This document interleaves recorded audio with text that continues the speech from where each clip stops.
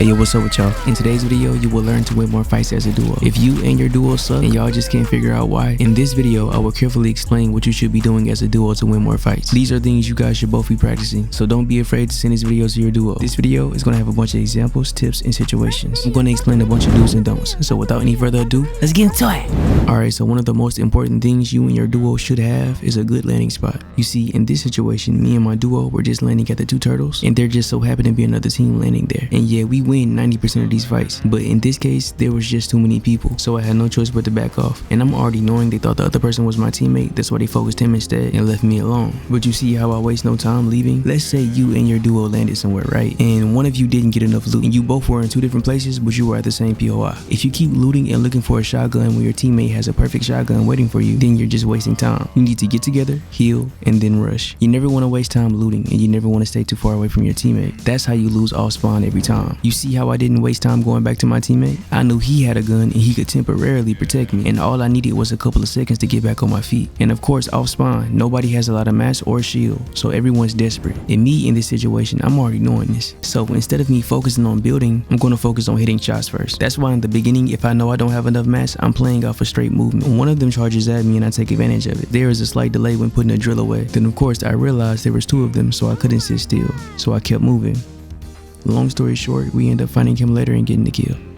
So yeah, always make sure you loot up fast and regroup if you need to. Remember, your playstyle changes based on the weapon you have, and you mainly play off of heals and guns because heals and guns are really rare to find off spawn. Most likely the other team doesn't have them, and if you know where they are and you get to them fast enough, it'll be an easy wipeout. Secondly, you and your duo need to build up fighting chemistry as a team. And no, I'm not talking about no IGL, no fragger. I'm talking about two fighters that know how to fight together. Of course, you know how to fight, your duo knows how to fight, but do you know how to fight together as one? That sounds so corny, but y'all get what I mean. You need to remember you're not playing solos, you're playing as a team. You would never be able to win as a solo. For this example, I will be showing you what you shouldn't be doing. Me and my duo beat this team, and they both just so happen to be streaming. And I'm going to be explaining what they did wrong as a duo and how they could have did better.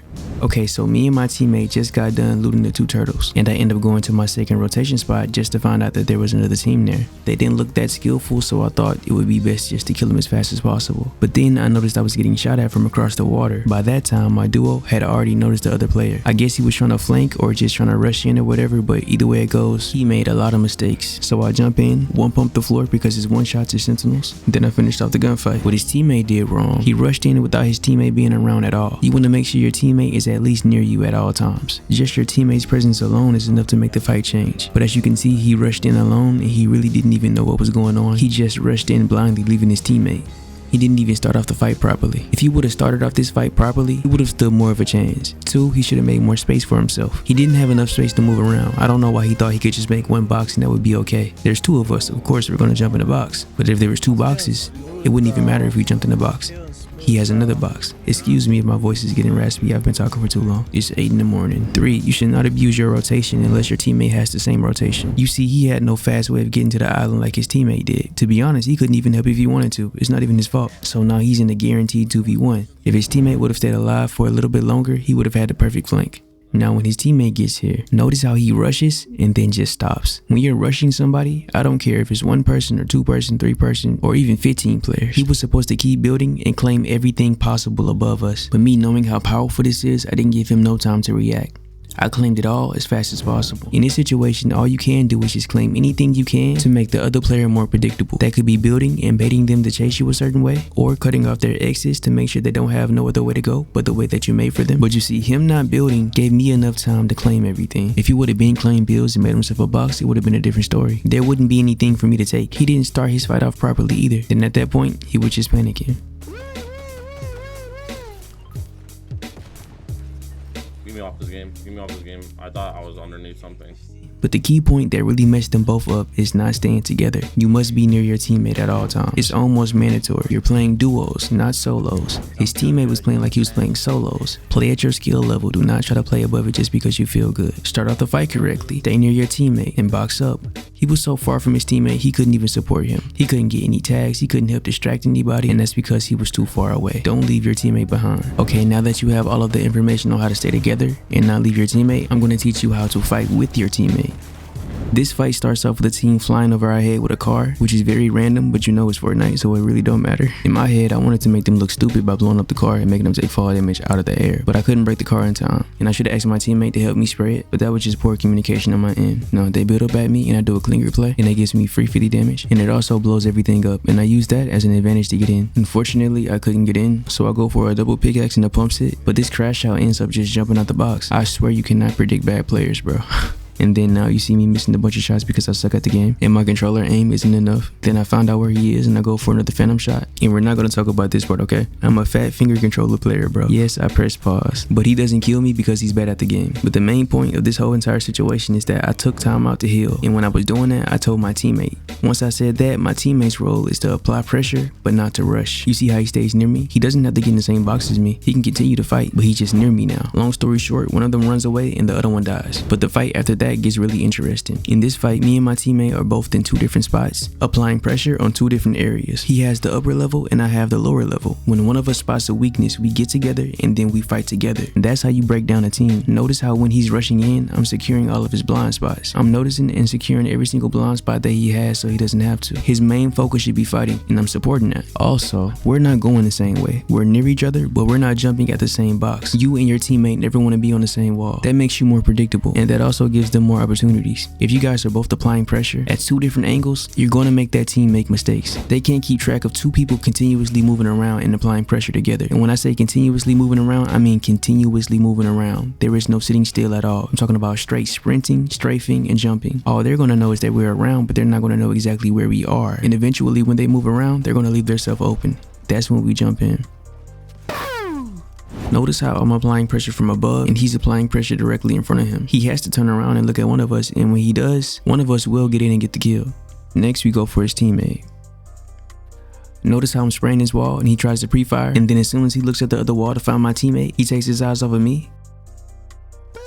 When fighting, you want to cause confusion and take advantage of angles and think of the best ways you can support your teammate in every situation. Whether it's spraying, editing them down, covering their angles, or holding a wall for them. Remember, you're a duo, not a solo.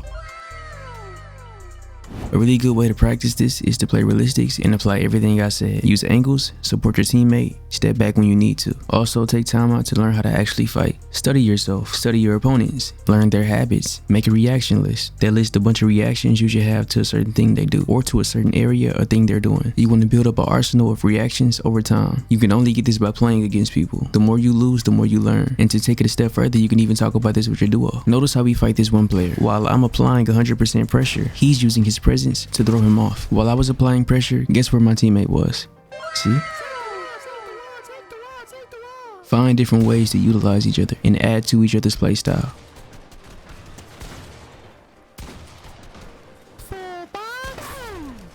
I want you to take advantage of all of the opportunities that your teammate makes for you. Your teammate could be a whole 15 meters away, build fighting somebody, and the person that he's fighting is going to be wide open. That's an opportunity. Take advantage of every opening they make for you, whether it was on purpose or not. It's all just chemistry.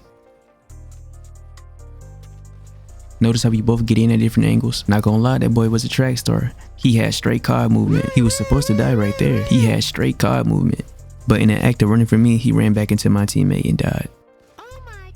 But notice how the player reacts to when my teammate's being aggressive. His attention is focused on him, not me. And that gives him a blind spot for me. And that creates a blind spot that I could take advantage of. And at least one of y'all should be able to switch between applying pressure on one person and another. Quick tip, here's how you get the best shotguns every game. If you go right here to this location, there's going to be a market. In there you can buy a gold sentinel for 800 gold. As you can see, me and my teammate both got one. That way if we hit somebody, it's going to do damage. Also, it wouldn't hurt to stack up on heals. That's exactly what I did. They also have an extra room if you have the key card. Then you can get the new Midas drum gun. Also, you want to always make sure you have rotation. I don't care if it's a car, a bat, a medallion, no matter what it is. You need rotation, and you need to rotate at the perfect times. Don't rotate late. If circle is gonna move, you wanna be ahead of circle, especially if it's in game, because there's no coming back from that. Don't even worry about fighting. Just get to circle first, then fight. Because if you're last to go to zone, you will get focused by the lobby, and that goes for duos, solos, anything you play. Because most of the time, if you get ahead of zone and people are still rotating into circle, they have to come to you. Also, when rotating, you wanna rotate dead side. What I mean by that is you wanna stay on the outer edge of zone and take the long way. Don't take the way that has the most traffic, and don't spend your time trying to fight somebody when circle is closing. That's gonna get you knocked. This next situation was all about chemistry. He called out pretty much everything he did, and I followed up with my own actions. We ended up getting a bad drop and landed at some random place. We got guns, broke slurp truck, and then there was a team rushing us. In my case, I didn't have a lot of mats, so I wasn't going to full out rush, but I did want to get some damage off, so I was looking for a way to get shots off. He ends up knocking one, and I end up getting the other one as he tried to run away.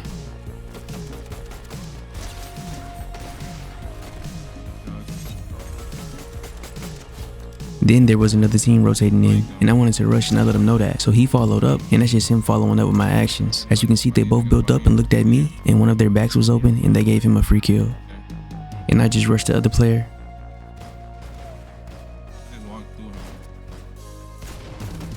And bait the pickaxe because I know he's gonna run at me. Most people do. And I get the kill. A similar situation that happened in the same spot, but we didn't have any material. I called out and told him to spread a wall that I marked so I can get a mammoth shot off. And then I get a headshot for 159, but I didn't get the knock. Then we both continued to apply pressure. Once again, we realized that we didn't have enough mats, and the 50-50 wasn't worth taking. You should always know when to back off.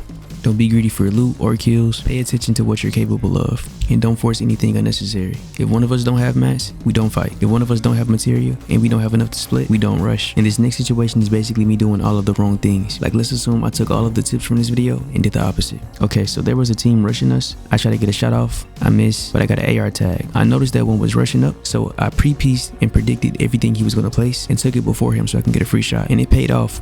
But then I did something wrong. Of course, we both ended up applying pressure in the same direction, but then his teammate that we forgot all about tried to get an angle on us, and me in my head, the dummy skin that was weak earlier, I just wanted to get him out the way, and that just offered me being aggressive. But me doing that, I left my teammate. Remind you, they had the grenade launcher and that minigun. What I should have did was pay more attention to what was more important. The fact that I got the dummy skin weak and he left made it a 1v2. There was no reason for me to continue rushing him. As soon as he left, that was our time to knock his teammate. And it was more important to knock him because he had the minigun. It's no cooldown, no nothing. It's one of the most OP guns to ever exist in the game. I should have focused on helping to knock him first before doing anything else. And then as you can see, at the last second I tried to switch and then go help. Now it's a 1v2. And just like earlier, if it's a 1v2, the solo is going to pay more attention to the aggressor and forget about the other player for a split second. And that's exactly what happened. Pay attention to all of the opportunities that are available. Think about what's more important before you just rush in. And I know you may think, who has enough time to think like that? If you get used to it, it'll be easier. But anyways, that's it for this video. I hope y'all enjoyed. Thank y'all for watching. I appreciate all of y'all. Don't forget to use code Frizzy in the Fortnite item shop if you want to purchase anything. And thank you for watching once again. Have a good day. Have a good night. Stay dangerous. Be positive. Don't be toxic or negative to your duo. Y'all both need to be like-minded and don't argue. But yeah, thank y'all for watching. Peace out and bye.